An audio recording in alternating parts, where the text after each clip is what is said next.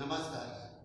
पिछले क्लास में पता है हम विद्युत क्षेत्र में दो आवेशों के बीच लगने वाले बल के बारे में पढ़े थे। हम जानते हैं कि दो आवेशों के बीच आकर्षण तथा प्रतिकर्षण बल कार्य करता है और इन्हीं के आधार पर कूलाम नामक वैज्ञानिक ने सन 1875 में विभिन्न प्रयोगों के आधार पर एक नियम का प्रतिपादन किया और यही नियम कहलाता है कूलाम का नियम। कूलाम का नियम बिंदु आवेशों के लिए लागू होता है। अब बिंदु आवेश अर्थात पॉइंट चार्ज क्या होता है? यदि दो आवेशों के बीच की दूरी बहुत कम होती है तो इस स्थिति में उसे पॉइंट चार्ज या बिंदु आवेश कहते हैं। अब कूलाम का नियम क्या होता है, आइए इसके बारे में पढ़ते हैं। कूलाम का नियम, यहाँ पे क्या है, दो आवेश Q1 Q2 जिनकी बीच की दूरी R है। कूलाम का नियम क्या होता है? इस नियम के अनुसार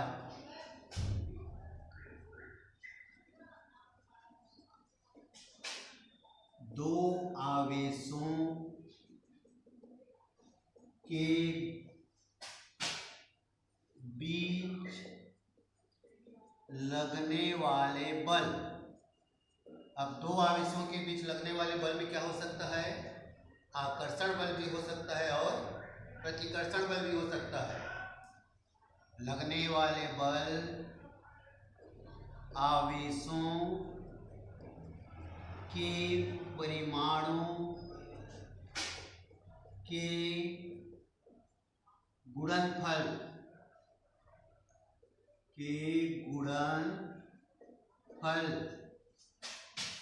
के समानुपाती तथा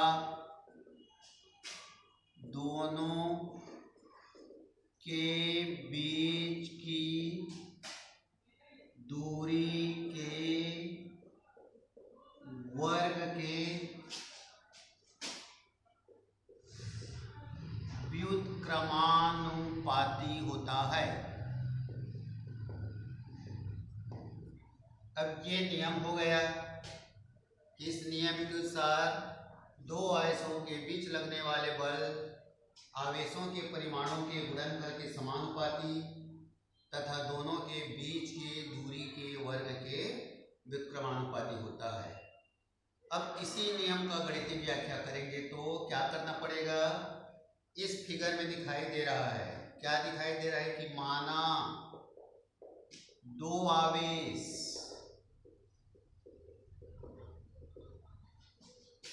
जिनके परिमाण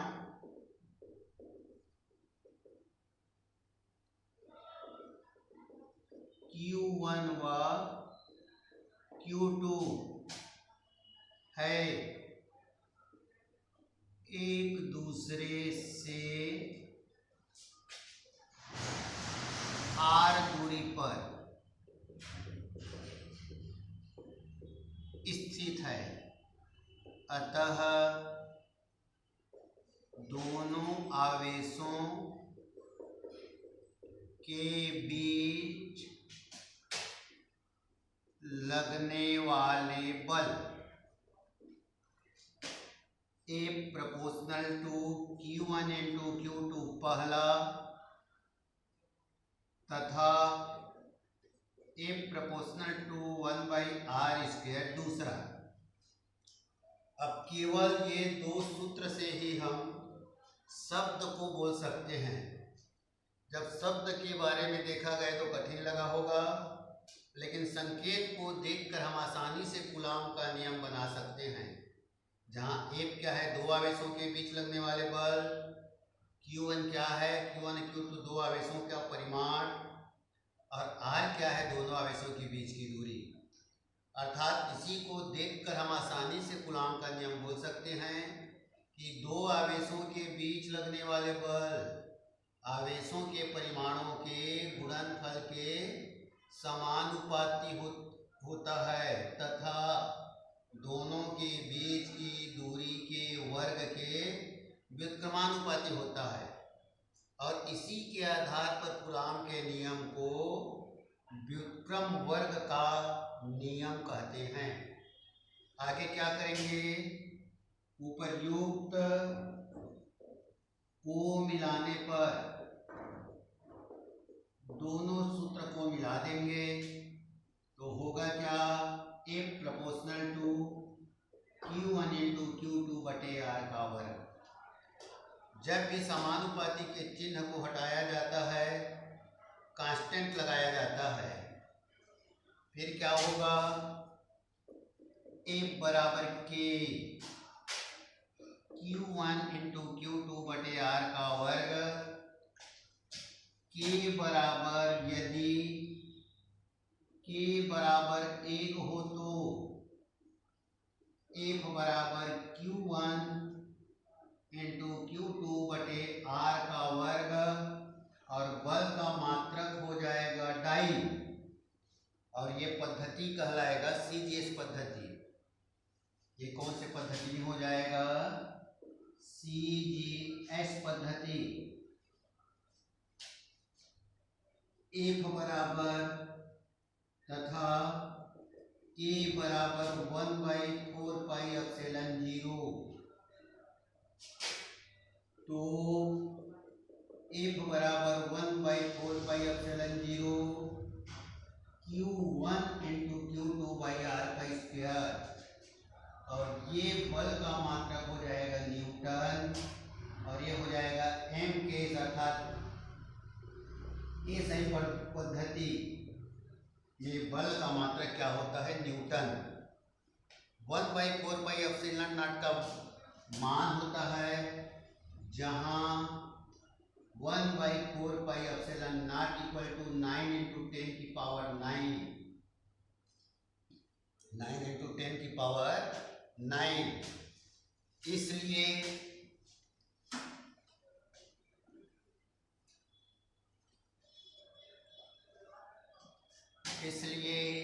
F बराबर 9 इंटू 10 की power 9 Q1 into Q2 by R का स्क्वायर। अब यहाँ पे एप्सिलॉन 0 क्या है, विद्युतशीलता।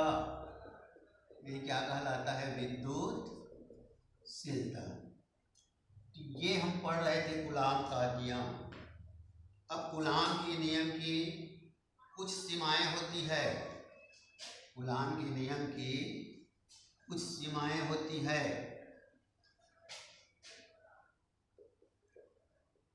कूलाम के नियम की सीमाएं, पहला, यह स्थिर बिंदु आवेशों के लिए लागू होता है। दूसरा, यह बहुत कम व बहुत अधिक दूरी पर लागू नहीं होता। तो ये जो कूलाम का जो नियम होता है उनकी सीमाएं होती है कि यह नियम स्थिर बिंदु आवेशों के लिए लागू होता है और दूसरा क्या होता है, या तो बहुत कम दूरी व बहुत अधिक दूरी पर लागू होता है। तो ये पढ़ रहे थे कूलाम का नियम और इसी कूलाम के नियम के आधार पर अब हम देखेंगे एकांक आवेश अर्थात यूनिट चार्ज क्या है।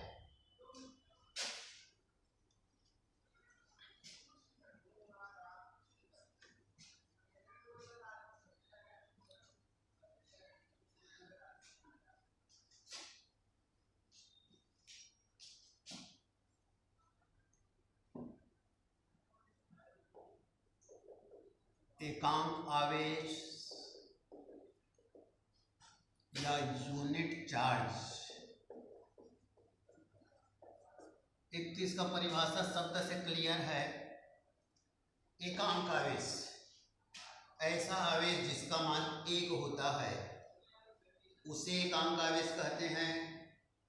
और दूसरा एकांक आवेश का परिभाषा हम गणितीय व्याख्या की सहायता से भी दे सकते हैं। जैसे F बराबर होता है 1/4πε0 Q1 × Q2/R का स्क्वायर। यदि Q1 बराबर Q2 बराबर Q, R बराबर 1 मीटर, F बराबर 9 × 10⁹ न्यूटन हो तो 9 × 10⁹ बराबर 9 × 10⁹, क्योंकि 1/4πε0 का मान होता है 9 × 10⁹ Q × Q/1 स्क्वायर, 1 का वर्ग। फिर ये 9 × 10⁹ से 9 × 10⁹ कैंसिल हो जाएगा और आया क्या, Q का वर्ग बराबर 1 का वर्ग या Q बराबर ±1। इसके आधार पर भी हम एकांक आवेश का परिभाषा दे सकते हैं। अर्थात एकांक आवेश वह आवेश होता है जो 1 मीटर की दूरी पर स्थित आवेशों को 9 × 10⁹ न्यूटन के बल से आकर्षित या प्रतिकर्षित करता है। तो ये कहलाता है एकांक आवेश या यूनिट चार्ज कहलाता है। आगे देखेंगे परावैद्युतांक।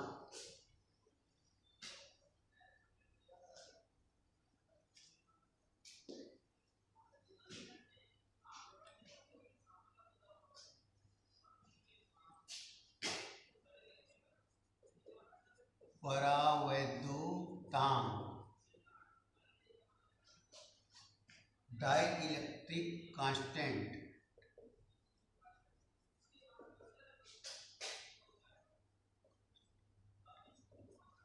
परावैद्युतांक का डिफिनेशन या परिभाषा जानने के पहले हम दो सूत्र में आते हैं।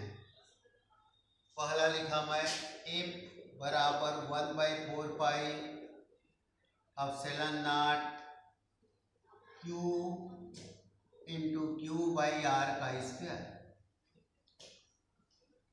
दूसरा सूत्र लिखा F बराबर 1/4πε0 K Q × Q/R का स्क्वायर।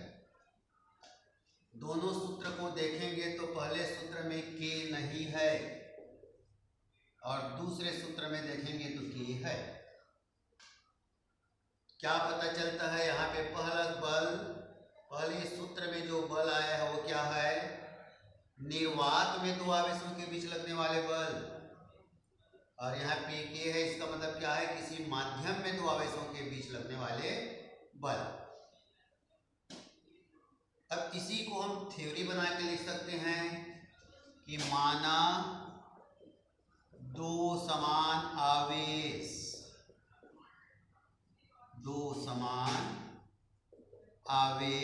Q व Q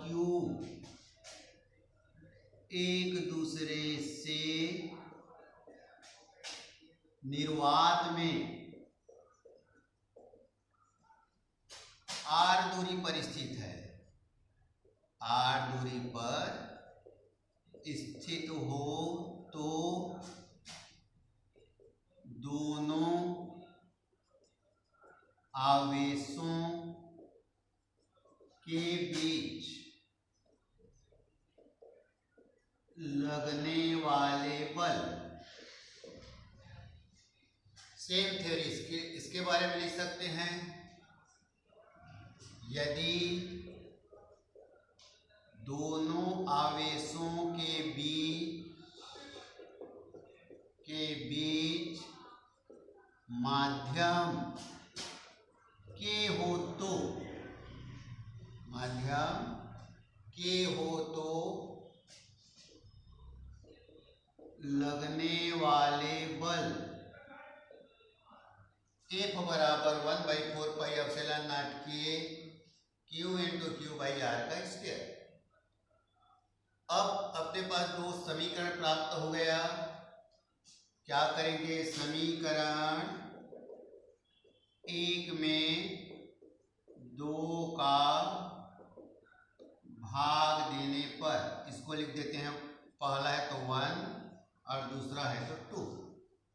आया क्या, F1 बटा F2 बराबर 1/4πε0 Q इंटू क्यू बटा आर का वर्ग बटा 1/4πε0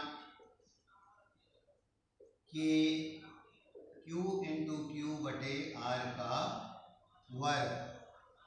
फिर क्या होगा, ये 1/4πε0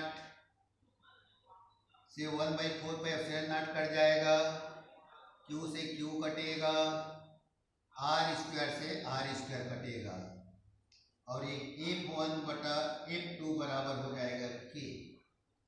और यहीं से हम परिभाषा निकाल सकते हैं, ये माध्यम की अनुपस्थिति में लगने वाले बल और माध्यम की उपस्थिति में लगने वाले बल के अनुपात को माध्यम का परावैद्युतांक कहते हैं।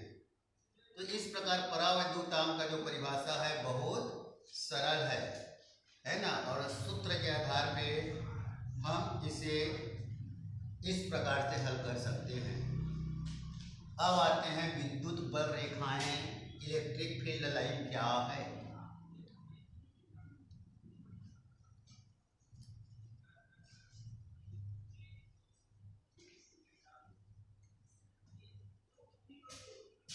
विद्युत बल रेखाएं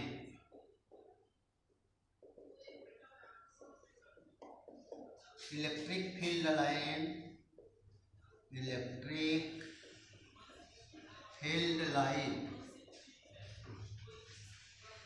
विद्युत बल रेखाएं जानने के पहले विद्युत क्षेत्र के बारे में जानना पड़ेगा।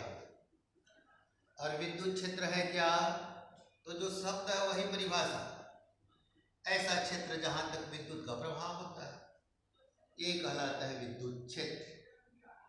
और विद्युत बल रेखाएं क्या है, तो विद्युत बल रेखाएं क्या है, वह काल्पनिक वक्र है, क्योंकि विद्युत बल रेखाएं दिखाई नहीं देता। और कौन सा आवेश गमन करता है उसमें, एकांक धनावेश गमन करता है। अर्थात विद्युत बल रेखाएं वह काल्पनिक वक्र होता है, काल्पनिक वक्र होता है जिस पर स्वतंत्र धनावेश गमन करता है, स्वतंत्र धनावेश गमन करता है। अब इसके बाद क्या मिलेगा, विद्युत बल रेखाएं के प्रकार। विद्युत बल रेखाएं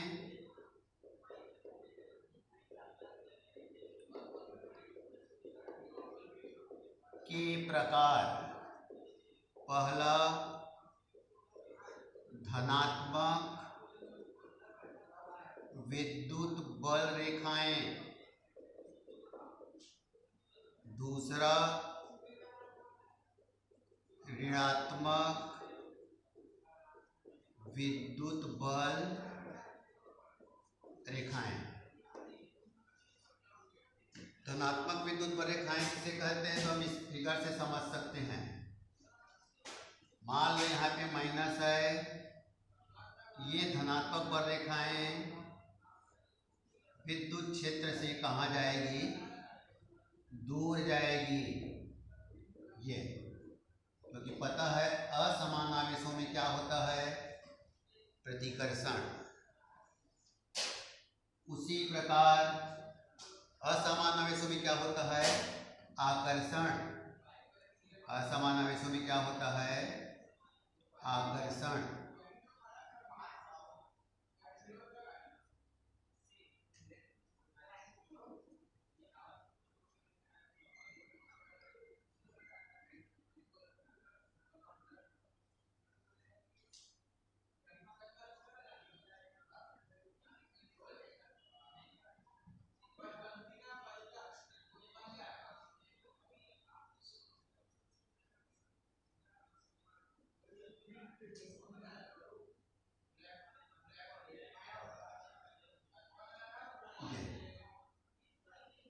ये दिखाई दे रहे किसी पृष्ठ से बाहर की ओर जाने वाली बररेखाएं, किसी पृष्ठ से बाहर की ओर जाने वाली बररेखाएं धनात्मक विद्युत बररेखाएं कहलाती है, क्योंकि गमन कौन करता है? स्वतंत्र एकांक धनावेश गमन करता है। और जब बाहर की ओर जा रही तो समझ में आता है यहाँ पे क्या है? प्लस है ना। तो बाहर की ओर जा किसी पृष्ठ से बाहर की ओर जाने वाली बररेखाएं धनात्मक तथा किसी पृष्ठ की ओर आने वाली बररेखाएं क्या होती है? ऋणात्मक होती है। अर्थात विद्युत बररेखाएं में क्या होता है? स्वतंत्र एकांक धनावेश क्या करता है? गमन करता है। यदि ये माइनस है तो कहाँ होगा? पास आएगा, और यहाँ पे प्लस है तो क्या होगा? ये दूर जाएगा। इस प्रकार हम विद्युत बररेखाएं के बारे में भी हम जान सकते हैं, और इसी विद्युत बररेखाएं के आधार पर हम आगे पढ़ेंगे विद्युत क्षेत्र की तीव्रता के बारे में। विद्युत क्षेत्र की तीव्रता है क्या? विद्युत क्षेत्र की तीव्रता पढ़ने के पहले कुछ बिल्कुल सामान्य विद्युत के बारे में जानकारी और प्राप्त करना पड़ेगा। जैसे विद्युत क्षेत्र की तीव्रता जानने के पहले एक समान विद्युत क्षेत्र, एक समान विद्युत क्षेत्र। अब देखो ये शब्द बहुत सरल है। अब इसका परिभाषा लिखेंगे तो एक लाइन परिभाषा तो यही बन जाएगा कि ऐसा क्षेत्र जहां पर विद्युत क्षेत्र की तीव्रता एक समान होती है उसे एक समान विद्युत क्षेत्र कहते हैं। और इसी का दूसरा लाइन क्या हो जाएगा? ये दिखाई दे रहा है। ये एक समान विद्युत क्षेत्र में होता क्या है कि विद्युत एक समान विद्युत क्षेत्र में विद्युत बररेखाएं परस्पर एक दूसरे के समांतर गुजरती है, तो ये क्या कहलाता है? एक समान विद्युत क्षेत्र। अब एक समान विद्युत क्षेत्र के पढ़ने